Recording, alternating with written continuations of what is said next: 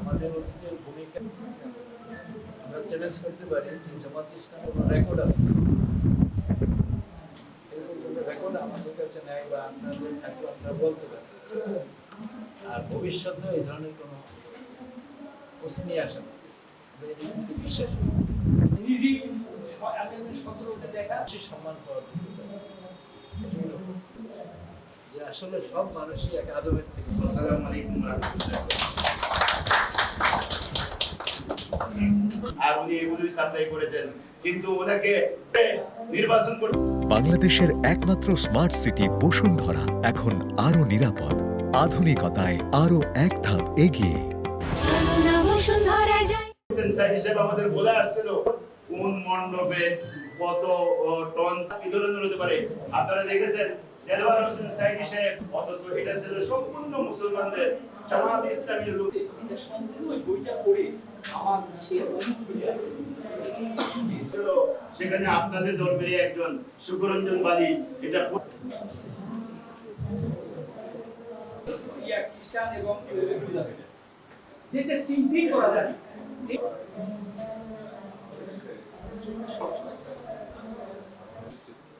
যে আমরা একটা শক্তি অর্জন করার, আমরা একটা খারাপ উদ্দেশ্যে আমরা চেষ্টা করি না, কারণ আমরা আল্লাহ সন্তুষ্টির জন্য কাজ করি। আমরা যদি শক্তিশালী হয় এদেশের সমস্ত জাতি ধর্ম বর্ণ নির্বিশেষে, প্রথমে একটা হাদিস বললাম যে আমরা কিন্তু একই বাবার সন্তান, আমরা সেই দৃষ্টিকোণ থেকে আমরা যেন সবার উপকারে আসি।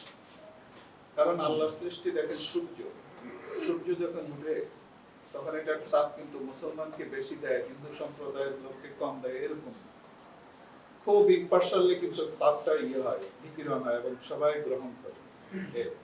আল্লাহর দেওয়া যে কোরআন, এটা আমরা বলি আল্লাহর দেওয়া কোরআন, এই কোরআন কিন্তু সবাইকে সমানভাবে শান্তি দিতে পারে, এটা এবং সব ধর্মের লোক এখানে সুন্দরভাবে তার ধর্মকে প্র্যাকটিস করতে পারবে, এতটুকু এনশিওর আমরা দিতে পারি।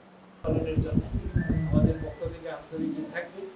আপনার যদি প্রয়োজন বোধ করেন আমাদের কোনো জায়গায় কিছু নাস্তা ইনশাআল্লাহ সেখানে ভূমিকা রাখবো, আমরা চেষ্টা করবো। এরপর আমরা খোঁজখবর রাখার জন্য আমরা চেষ্টা করবো, এতটুকুই। এবং আমরা পরস্পর মত বিনিময়ের মাধ্যমে আমাদের একটা বিষয় আন্তধর্ম মত বিনিময়, সেখানে মত বিনিময় হতে পারে, মত বিনিময় হতে পারে। আমরা মত বিনিময় করে কিছু কিছু বিষয় তো আমরা বুঝতে পারি।